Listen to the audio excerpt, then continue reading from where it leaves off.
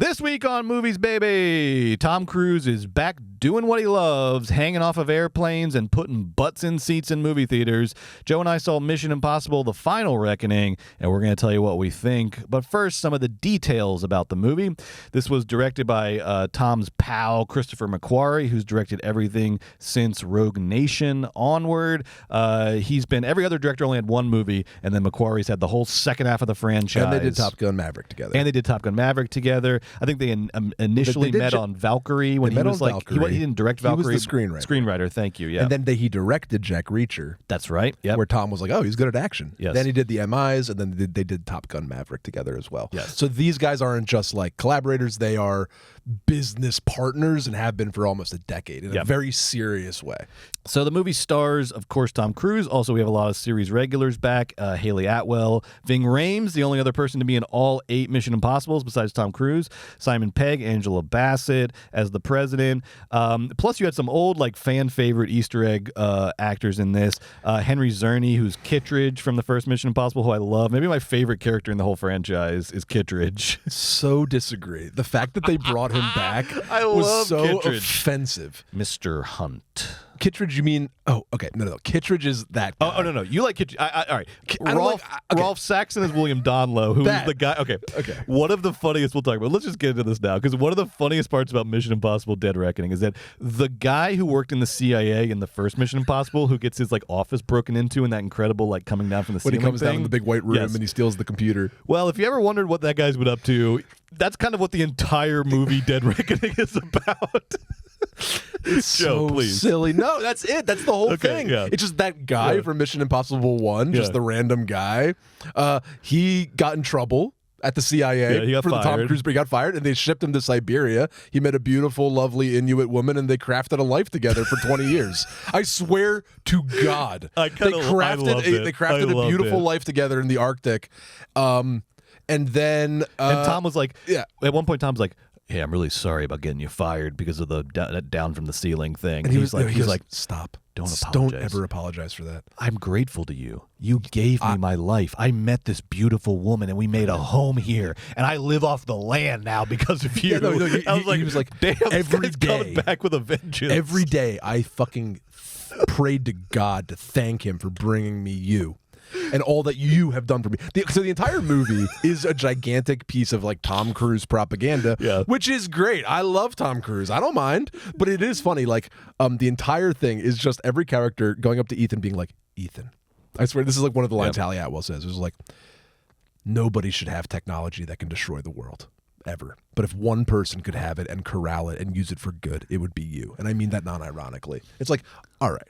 And it's just a lot of That's what the movie is about. The movie is like, it's a lot of that. Thank you, Tom. It's a lot of thank you, Tom. And I didn't mind it. And it wasn't like, it was a lot of it. It certainly had parts that were like silly. And I think in this movie, the bad parts are bad. And the broad stuff is broad. And the eye roll stuff is eye roll. But man, oh man, they back up that broadness with the fucking stuff. Like, I agree. Oh, it's big and broad, and Ethan's, Messiah figure. But you know what? You know why the Tom Cruise propaganda hits so good? Because it's motherfuckers fucking flying off in 150-mile-per-hour biplane, jumping onto another one, spinning, flipping, and looking good while doing it. There's a scene in this movie when he's like running on a submarine, and he's working out running, and he's just wearing like little black boxer shorts, and he's just naked essentially running on the thing. This fucking, has anybody ever looked this good this age? How old is this man? He's 60 years old. This man looks good. Tom Cruise, we get it. He is a freak. He's a freak of nature. He's a freak. 62. He's a freak of the mind. It's like these like Tom Brady, LeBron James type characters. They're just like unconquerable freaks of humanity. He has a professional athlete mindset. He's like a professional athlete who's an actor. He is a madman. He looks amazing. The stunts are incredible. And that's what they built the whole franchise off of. Good idea. Yeah. Great idea. Joe, I agree with your assessment. I thought, on the one hand, this movie did all the things that I hate in big franchises, particularly in the first 15 to 20 minutes. There's 8 MacGuffins. There's the fucking submarine and the computer and the code and the this and the you got this little USB drive and then this little USB drive and then the poison pill. There's like so 8 much fucking explaining. MacGuffins. Oh my goodness. There's so much like lore slogging through lore so much of we got to connect the threads with the previous one installments. There's so much like, but they also like assume that you remember everything from particularly from Dead Reckoning. So and 3 and 1. Yes, gotta know they one. Call back Every installment, and so there's a lot. They literally did everything that I always talk about that I hate about franchises. Yeah. On the other hand, as this movie went on, I really fell under its spell because at its heart, it's still just what Mission Impossible has always been, which is what you said, which is an ode to the last great movie star and an ode to movies. And what I liked about this installment was they made that more literal in the actual plot of the movie. This movie is essentially an analog versus digital epic. It's like an epic for our times. And I don't mean that it's... I like the theme. I love the themes. And I'm not saying it's a great movie, but it is a like epic for this age, because the more the movie went on, I was like, oh my God, this is... Because the plot is there's like an AI supercomputer who has become so powerful that has like got control of all the nuclear arsenals and is about to launch nuclear war if Tom Cruise can't stop it. And the only way he can stop it is he has to rely on, they say this in the movie, he has to rely on like analog technologies because that's the only way to evade the supercomputer's eye is to go analog. And so the more the story, it's like, old planes and like figuring out a way to get to the submarine through this like these back channels and stuff to evade the AI. And the more this movie goes on, I was like, man, this is all coming together for me. And there's a really interesting message here, which is that Tom Cruise, he's not just trying to save movies. He's trying to like save human culture. And nobody asked him to do this, but God bless him for putting this much work into it. The whole movie is like Tom Cruise saying like, it's getting bad out there. The world is going to get taken over by computers and AI, and we are all going to have fucking rotted out child brains unless we cling to the things that have made human culture meaningful over the years. Stunts. And one of those things is stunts. Huge stunts and the movies. And so it like goes beyond just saving the movies. This is a movie about saving human culture itself in the face of AI's takeover. And the thing that I liked about it was how sort of dark and moody and pessimistic it was willing to get before the sort of Tom Cruise Deus Ex Machina. And it actually reminded me weirdly of It's a Wonderful Life, where it's a movie that like gets so dark and pessimistic that like it doesn't really, the Deus Ex Machina at the end when Tom Cruise finally saves the day almost feels sort of like it doesn't compensate for how dark it got. Like the darkness and the pessimism is what sticks with me, not the like tacked on hero ending. That's true. Like because at the end of It's a Wonderful Life, you're like, okay, happy ending, but like Jesus, like oh my God, America is a illusion. It's like the pessimism is what stays with you. And like there is so much in this movie of people being like, this isn't going to work. Like this is actually the impossible. Like it's gotten so impossible, we're not going to be able to fix this. Like it is bad out there. It's true. Bad. Everything is bad. It's bad. Not going to work. You're not going to be able to do it. Right. AI is taking over. Correct. Computers are taking That's over. real. We're all going to kill ourselves because we can't think straight and we all have rotted out little brains. And like all of that is like mounting, that even when Tom Cruise saves the day, you're kind of like, well, he saves the day by like destroying the entire world by turning all the lights off. Yeah. And turning all the turning all the he internet pulls off. the plug on the internet, essentially. It rules. Tom Cruise kills the internet at the end of the movie. It rules. Brett, about Tom Cruise, about the what's so funny about the AI themes? Yeah. They like were weirdly potent in 8, but they're so dormant and stupid in 7, and it's the same themes. Yeah. Like in Dead Reckoning, the AI themes feel like a bunch of fucking kids wrote them. In the Final Reckoning, it's like, fuck, AI is gonna fucking kill us all. Yeah. Like I don't know why. Yeah. Unless maybe because we are more aware that that's gonna happen. Unless we keep making Doing movies and Tom Cruise keeps making movies, and like it's such a I was like rooting for the movie, but also terrified by its vision of the world. And that's a great experience. That's an experience I'll sign up for any day of the week at a movie theater. And then also let's talk about these action sequences, because there's 2 big set pieces in particular. We were talking about one earlier. The submarine sequence is stunning. It's one of the best action sequences and one of the most terrifying action sequences I've ever seen. Tom Cruise goes out on a submarine to the middle of the Bering Sea, 500 feet down, and then he jumps out of a moving submarine, and then he like torpedoes himself lower despite the tremendous pain and pressure.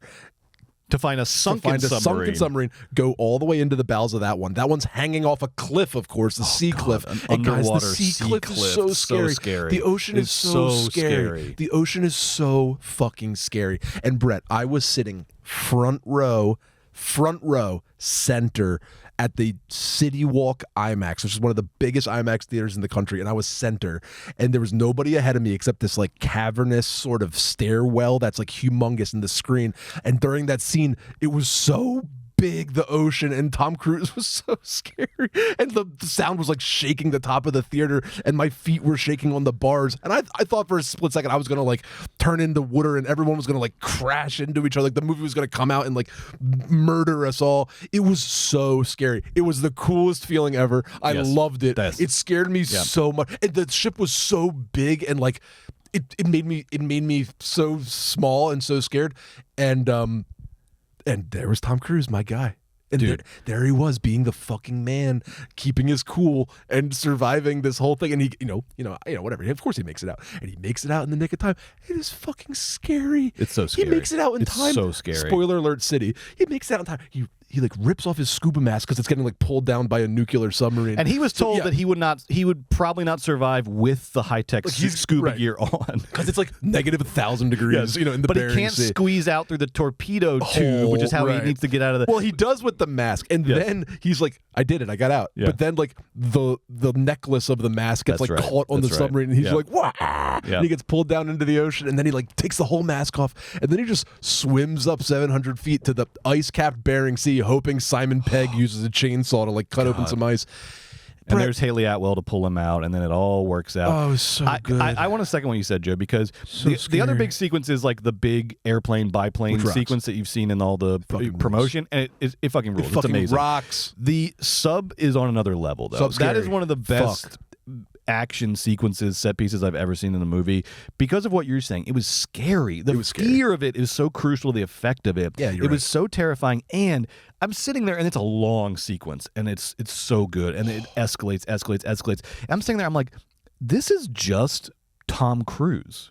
There's nothing else. There's no like bad guy, tangible bad guy. There's no like he's not in a big gunfight. This is just 62-year-old Tom Cruise in a submarine at the bottom of the ocean, and it's one of the most compelling sequences I've ever seen in a movie. It was stunning. Easily the high point of the movie. It was so stunning and scary. I think it is my favorite part, even though the biplane is super duper close second. I don't want to undersell it. What they do on those biplanes is preposterous. Yeah. He's going 150 miles per hour on an unmanned biplane spinning around in the sky for real, and then he jumps onto another one, beats the shit out of the guy on that one, saves the world. Fuck, 5 stars. Right. No, but look, those two. Here's the problem with the Dead Reckoning. Or sorry, what is this? Last Reckoning. Yeah, how do we rate this movie? The first hour of it is like it's a Tom Cruise propaganda reel, but it wasn't egregious. I wasn't like, and he's earned it, and he continues to earn it. I wasn't like, hurry up and get to the movie. No. I was sort of happy to be there. Yeah. I didn't hate it, but I can't also, in good faith, tell you this movie is amazing. Yeah, it has some of the coolest things I've ever seen in it, so that counts for a lot. I'm going 3 stars. This movie's good. Yeah, I'm going 3 stars. I went with 3.5. I think it's really good, but nice. it's like in between 3 and 3.5. But I'm gonna go really good because for all of the flaws in the movie, and it does have flaws, and it is certainly feeling the weight of like an 8 installment franchise, and it's like lumbering to the finish line. Despite that, everything we just talked about, the themes of the movie, the tone of the movie, Tom Cruise. I also realized like what movie stars are when I was watching this movie, because I was like, Tom Cruise, the reason like movie stars fuel these kind of movies and make cinematic experiences so valuable is they you're holding in your head your entire lifelong memories of what Tom Cruise is. Like that person like holds within him Jerry Maguire and Eyes Wide Shut and Magnolia and Risky Business and the original Top Gun, and like the list goes on and on and on. And it holds his private life. Yes. Yeah. What? I mean, his private life Yeah. is also part yes, of it. exactly. Like everything. all it's the like things all of that is like contained in the person. Like movie stars are like memories. They're like your memory of your life in a way. They keep time. Yes, they do. And it's like and like watching like Tom Cruise have all that history inside him and give this performance that's sort of a testament to that history and the history of him as a movie star. It was like I've never seen a movie like it sort of like exceed its limitations or sort of like despite the flaws be this good and this compelling. Like it's kind of like it's such an interesting watch. It's a very interesting movie. It's not a masterpiece. It's not great. But I thought despite its flaws, it had so many interesting things going on and those two massive set pieces that were stunning. I'm gonna go 3.5. I think it's really good. Yeah, it was good. It was good. Yeah. I can't go 3.5 because no, that's fair. It just wasn't. I can't go to somebody and go, oh, it was really good. Yeah. But I can definitely say something. Oh, it was good, and some of these parts were fucking amazing. Yeah. Oh, should I go see it in the movie theater? Yes. Yes. Oh, but the first hour is going to be boring. Fuck you. Get popcorn, loser. It's not that boring. What do you want to do? Look at your phone? What are you, fucking loser? Go to the bathroom then. Sit on the toilet. Look at your honestly, phone. And then go back in. Come in like 20 minutes late. Fuck You'll be fine. You'll be fine.